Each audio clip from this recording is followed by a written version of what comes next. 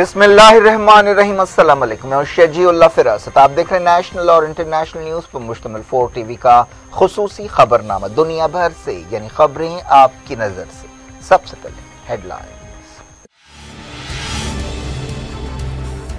Maradona کی موت پر کھیل کی دنیا سکتے میں، ارجنٹائن میں 3 دن کا سوگ، تابوت صدارتی محل میں رکھا گیا، کئی لوگ رو پڑے۔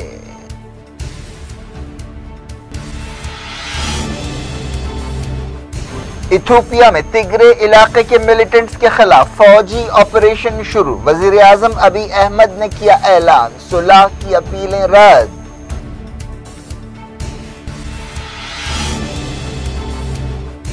ترکی میں 2016 کی ناکام فوجی بغاوت کے لیے 500 لوگوں کو سزائیں، کئی کو عمر قید۔ ایران نے عرب ملکوں سے کہا جھوٹی امید میں اسرائیل کے ساتھ تعلقات قائم نہ کریں، روحانی کی شیخ تمیم سے بات چیت۔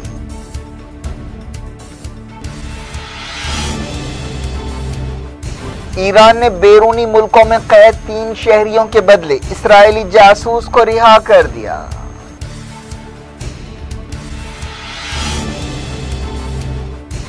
اسرائیل میں 103 دن بھوک ہڑتال کرنے والے فلسطینی قیدی کو رہا کر دیا گیا۔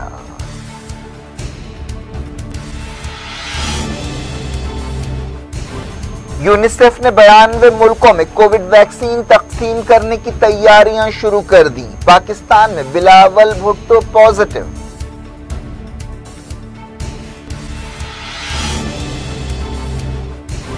دہلی میں نائٹ کرفیو لگانے پر غور، ملک میں 44,000 نئے کووڈ کیس۔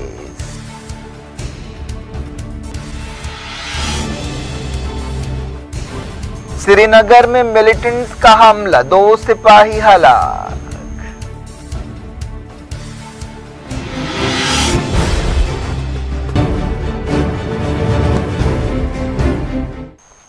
ہیڈ لائنز آپ نے دیکھی، اب خبروں کی تفصیل کی طرف آپ کو لیے چلتے ہیں۔ ایران نے اپنے 3 شہریوں کے بدلے آسٹریلیا اور برطانیہ کی دوہری شہریت رکھنے والی ایک عورت کو رہا کر دیا ہے، جسے اسرائیل کے لیے جاسوسی پر جیل کی سزا سنائی گئی تھی۔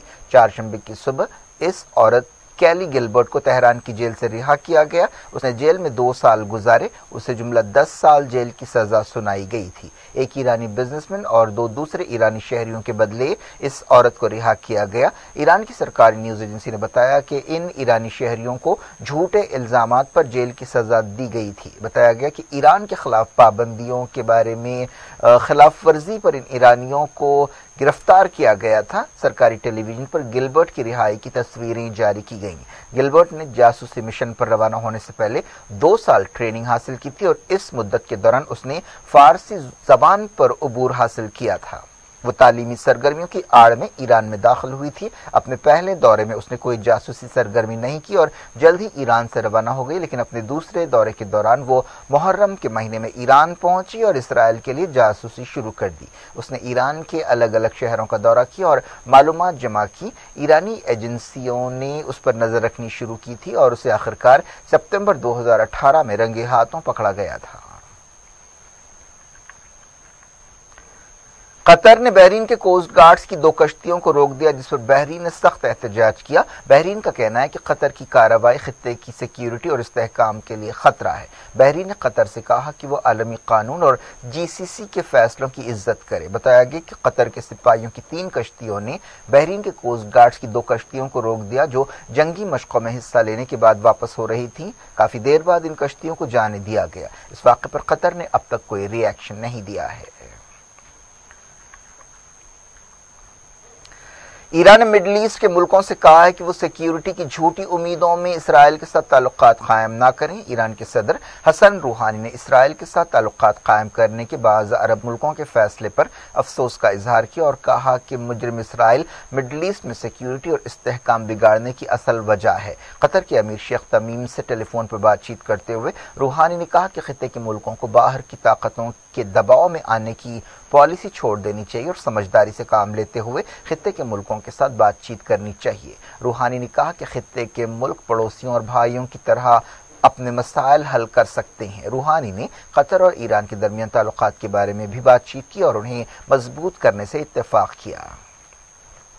ایرانی صدر نے قطر کے دورے کے لیے شیخ تمیم کی دعوت قبول کر لی، جو مناسب وقت پر ہوگا۔ اس موقع پر قطر کے امیر نے کہا کہ دونوں ملکوں کے درمیان تعلقات اطمینان بخش حالت میں ہیں۔ انہوں نے کہا کہ قطر دونوں ملکوں کے درمیان سمجھوتوں پر عمل کے لیے ہر ممکن کوشش کرے گا۔ رشیا نے سیریا کی جولان پہاڑیوں کے علاقے میں امریکہ کے secretary of state mic Pompeo کے دورے کی مذمت کی ہے اور اسے چھیڑخانی قرار دیا ہے۔ 1967 کی جنگ کے دوران اسرائیل نے اس علاقے پر قبضہ کر لیا تھا۔ یونائیٹڈ نیشنز میں رشیا کے سفیر ویزلی نیبنزیا نے UN سیکیورٹی کونسل میں سیریا کی صورتحال پر ایک میٹنگ کے دوران کہا کہ ہم سیریا کے اتحاد پر زور دیتے رہے ہیں اور اس کی خود مختاری اور علاقائی سالمیت کا احترام کرتے ہیں۔ پچھلے جمعرات کو مائک پومپیو امریکہ کے پہلے سیکریٹری آف اسٹیٹ بنے تھے جنہوں نے جولان پہاڑیوں کا دورہ کیا۔ اس کے علاوہ انہوں نے مغربی کنارے میں یہودی بستیوں کا بھی دورہ کیا اور ایک غلط مثال قائم کی۔ سیریا کی حکومت نے بھی پومپیو کے دورے کی مذمت کی۔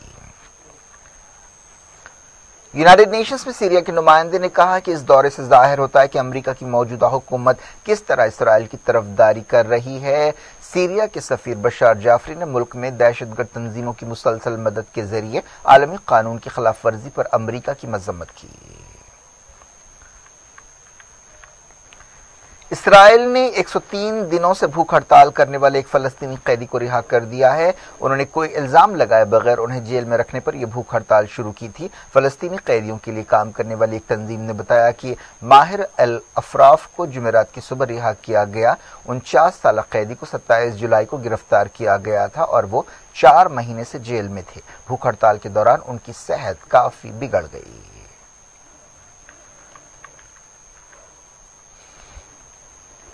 اسرائیلی فوج نے ایک فلسطینی نوجوان کو بیت المقدس میں ہلاک کر دیا۔ ایسا الزام لگایا گیا کہ اس فلسطینی نے ایک فوجی چوکی کو اپنی کار سے ٹکر دینے کی کوشش کی۔ اس فلسطینی کی پہچان 37 سالہ نور جمال کی حیثیت سے کی گئی۔ ایتھوپیا کے وزیر اعظم ابی احمد نے کہا ہے کہ وہ گڑبڑ سے متاثرہ علاقے تگرے میں فوجی آپریشن کا پہلا مرحلہ شروع کر رہے ہیں۔ اس مرحلے میں تگرے کے علاقائی دارالحکومت میکیلی میں کارروائی کی جائے گی۔ انہوں نے کہا کہ فوج کوشش کرے گی کہ سیویلینز کو نقصان نہ ہو۔ انہوں نے عوام سے کہا کہ وہ گھروں پر ہی رہیں۔ اس سے پہلے انہوں نے تگرے کے فائٹرز کو ہتھیار ڈالنے کے لیے چہارشنبے تک کی ڈیڈ لائن دی تھی۔ دارالحکومت پر کنٹرول رکھنے والے ملیٹنٹس نے کہا ہے کہ وہ لڑائی جاری رکھیں گے۔ کچھ دنوں سے اس علاقے میں سینکڑوں لوگ لڑائی میں مارے گئے ہیں اور ہزاروں لوگ بے گھر ہوئے ہیں، لیکن لڑائی کے بارے میں صحیح خبریں نہیں آ رہی ہیں۔ اس دوران افریقن یونین کے نمائندے ایتھوپیا کے دارالحکومت ادیس ابابا پہنچے اور بات چیت کی کوششیں شروع کر دیں۔ ایتھوپیا اب تک اس طرح کی کوششوں کی حوصلہ افزائی نہیں کر رہا ہے اور اس کا کہنا ہے کہ یہ ملک کا اندرونی معاملہ ہے۔ افریقن یونین کے نمائندوں کو تگرے کے علاقے کے دورے کی بھی اجازت نہیں دی گئی۔ وزیر اعظم کے اعلان کے بعد ٹینکوں اور دوسرے ہتھیاروں کو دارالحکومت کے قریب بڑھتا ہوا دیکھا گیا۔ دارالحکومت کی آبادی 5 لاکھ کی ہے۔ خبروں میں کہا گیا کہ فوج نے تگرے کے دارالحکومت کو گھیر لیا ہے۔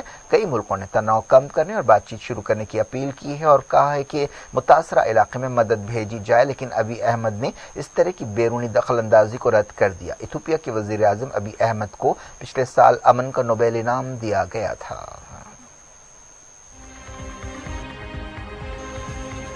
دنیا بھر سے میں وقتوں کے چھوٹے سے بریک کے بعد کچھ اور خبروں کے ساتھ آپ کی خدمت میں دوبارہ حاضر ہوں گے۔ امید ہے بریک کے اس پار بھی ہمارا آپ کا رابطہ بنا رہے گا۔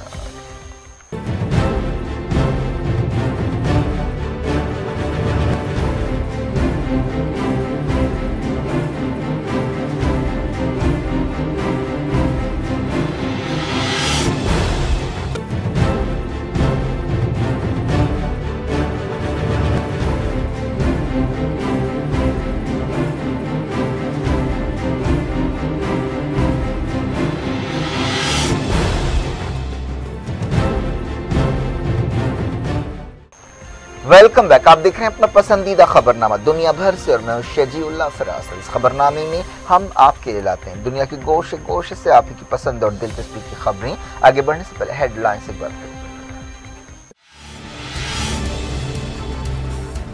میراڈونا کی موت پر کھیل کی دنیا سکتے میں۔ ارجنٹائن میں 3 دن کا سوگ، تابوت صدارتی محل میں رکھا گیا، کئی لوگ رو پڑے۔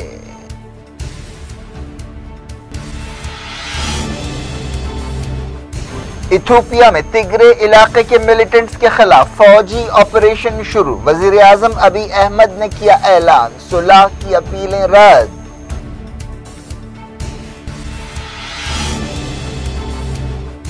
ترکی میں 2016 کی ناکام فوجی بغاوت کے لیے 500 لوگوں کو سزائیں، کئی کو عمر قید۔ ایران نے عرب ملکوں سے کہا جھوٹی امید میں اسرائیل کے ساتھ تعلقات قائم نہ کریں، روحانی کی شیخ تمیم سے بات چیت۔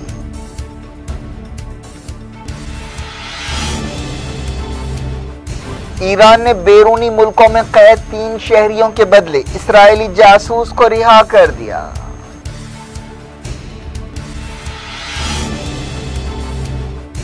اسرائیل میں 103 دن بھوک ہڑتال کرنے والے فلسطینی قیدی کو رہا کر دیا گیا۔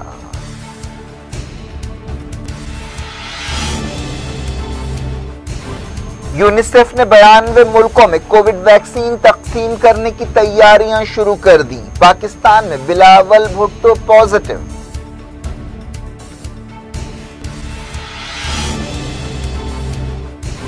دہلی میں نائٹ کرفیو لگانے پر غور، ملک میں 44,000 نئے Covid case.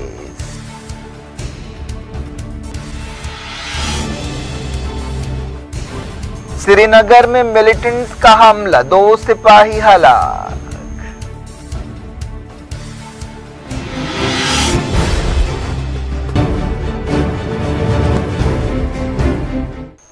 Direct international news کے سلسلے کو ترکی میں ایک عدالت نے 2016 کی ناکام فوجی بغاوت کے لیے درجنوں لوگوں کو جیل کی سزا سنائی، تقریباً 500 لوگوں کو سزا سنائے جانے کی خبر ہے۔ ان میں کئی کو عمر قید کی سزا دی گئی، ان میں کئی فوجی کمانڈرز اور پائلٹ شامل ہیں۔ ایسا الزام ہے کہ انہوں نے 15 جولائی 2016 کو طیب اردوان کی حکومت کا تختہ الٹنے کی کوشش کی۔ اس کوشش کے دوران جھڑپوں میں 250 سے زیادہ لوگ ہلاک ہوئے تھے۔ اس ناکام فوجی بغاوت کے بعد ترکی نے ایک فوجی کریک ڈاؤن کیا تھا اور فتح اللہ گولن کے نیٹ ورک سے معمولی تعلق رکھنے والے لوگوں کو بھی سلاخوں کے پیچھے بند کر دیا تھا۔ اس کے علاوہ گولن کی کئی حامیوں کو، جن کی تعداد ہزاروں میں ہے، نوکریوں سے نکال دیا گیا تھا۔ اب تک تقریباً 3 لاکھ لوگوں کو گولن سے تعلق کے شبے میں حراست میں لیا گیا ہے۔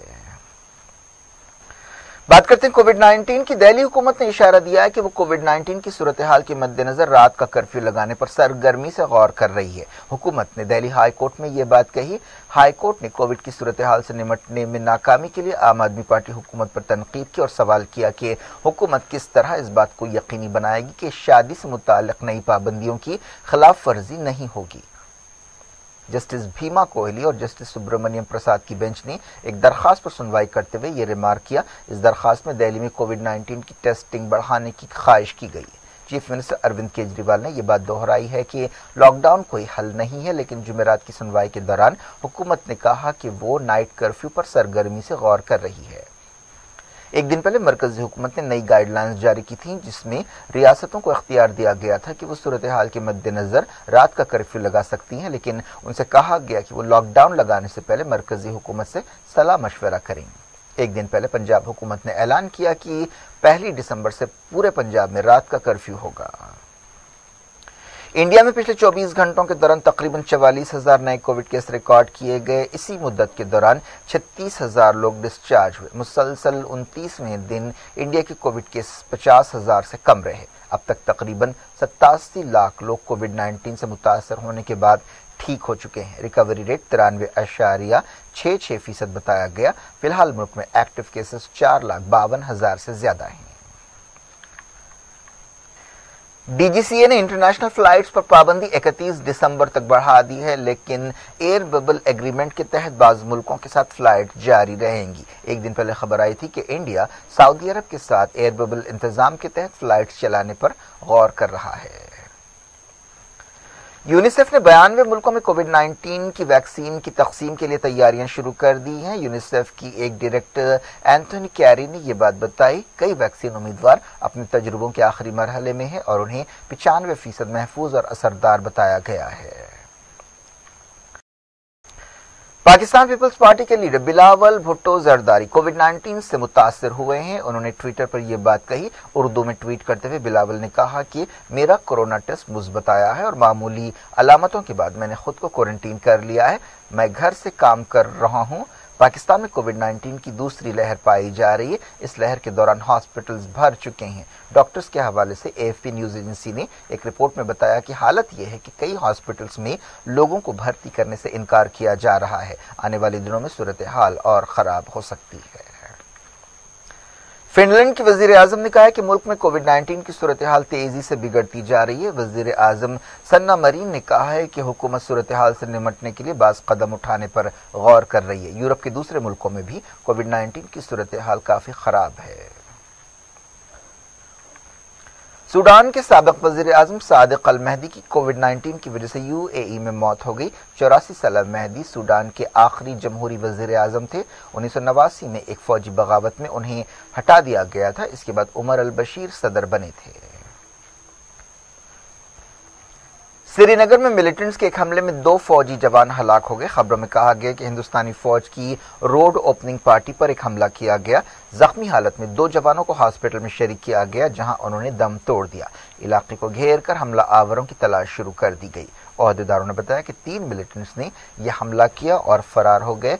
इस इलाके में जैश ए मोहम्मद काफी एक्टिव है। ओहदेदारों ने बताया कि जल्द ही हमला आवरों का पता लगा लिया जाएगा। बताया गया कि हमला आवरों में से 2 पाकिस्तानी हो सकते हैं।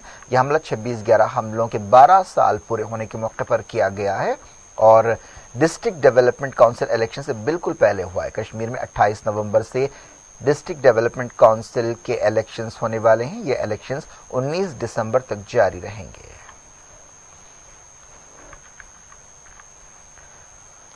दुनिया भर में फुटबॉल फैंस और खेल के शहदाई अपने एक हीरो डीगो मैराडोना की मौत का गम मना रहे हैं। तारीख के 2 अजीम फुटबॉल खिलाड़ियों में से एक मैराडोना की जिंदगी का मैच कल अचानक खत्म हो गया। कुछ दिन पहले उनकी ब्रेन सर्जरी हुई थी, जिसके बाद उन्हें हॉस्पिटल से डिस्चार्ज किया गया था। चारशंबे को उनकी मौत का ऐलान सामने आते ही दुनिया भर में उनके फैंस गमगीन हो गए। अर्जेंटाइन में सोग मनाया जा रहा है। मैराडोना का ताबूत सदारती महल में रखा गया है और फुटबॉल फैंस उन्हें खिराज अकीदत पेश कर रहे हैं। अर्जेंटाइन के सदर अल्बर्टो फर्नांडिस ने 3 दिन के सरकारी शोक का ऐलान किया है। मैराडोना को खिराज अकीदत पेश करने के लिए सैकड़ों लोग जमा हुए हैं। जैसे ही यह खबर फैली, अर्जेंटाइन के लोगों पर सख्ता तारी हो गया और कई लोगों को रोते हुए देखा गया। कई लोग अपने जज्बात पर काबू नहीं रख सके। उनकी उम्र 60 साल थी। फुटबॉल की तारीख के एक और अजीम खिलाड़ी ब्राजील के पेले ने अर्जेंटाइन के सुपरस्टार को खिराज अकीदत पेश करते हुए कहा कि वो एक दिन आसमान पर मैराडोना के साथ फुटबॉल खेलेंगे। मैराडोना अर्जेंटाइन के सबसे बड़े सॉकर स्टार थे। उन्होंने मुल्क को 1986 का वर्ल्ड कप दिलाया था। वो कई तनाज़ात की वजह से भी जाने जाते हैं। उनमें क्या कुछ हो रहा है आपकी दुनिया में, आखिर में हेडलाइंस दुनिया भर से एक बार फिर देखते हैं। मैराडोना की मौत पर खेल की दुनिया सख्ते में। अर्जेंटाइन में 3 दिन का शोक। ताबूत सदारती महल में रखा गया। कई लोग रो पड़े।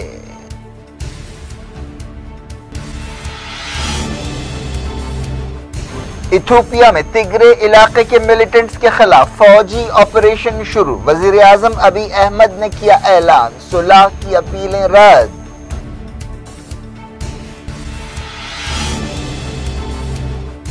तुर्की में 2016 की नाकाम फौजी बगावत के लिए 500 लोगों को सजाएं, कई को उम्र कैद।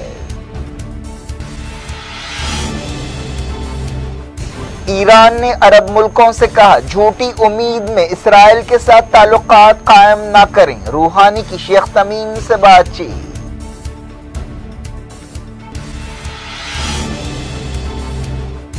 ईरान ने बैरूनी मुल्कों में कैद 3 शहरियों के बदले इस्राएली जासूस को रिहा कर दिया।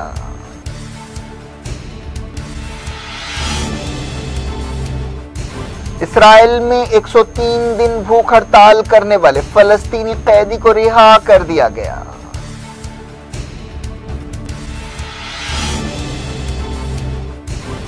یونیسیف نے 92 ملکوں میں کووڈ ویکسین تقسیم کرنے کی تیاریاں شروع کر دی۔ پاکستان میں بلاول بھٹو پازیٹو۔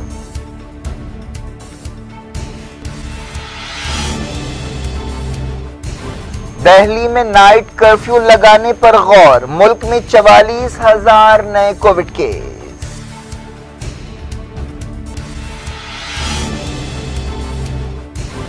سری نگر میں ملیٹنٹس کا حملہ، 2 سپاہی ہلاک۔